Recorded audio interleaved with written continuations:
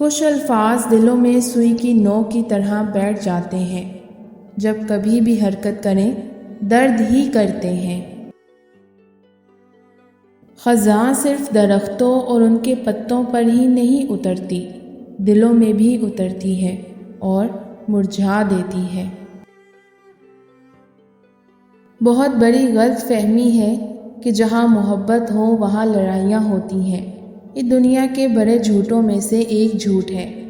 آئے دن کی ناراضگی قطرہ قطرہ کر کے رشتوں کو چاٹ جاتی ہے۔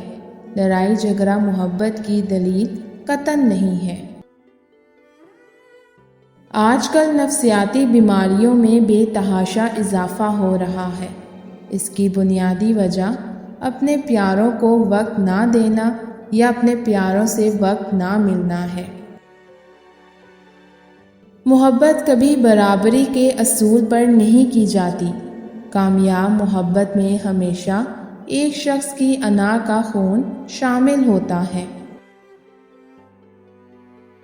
جسم فنا ہو جاتا ہے، مگر اس جسم سے کیے گئے ظلم، جبر، محبت، عشق، نفرت ہمیشہ زندہ رہتے ہیں اور آنے والی نسلوں میں منتقل ہوتے ہیں۔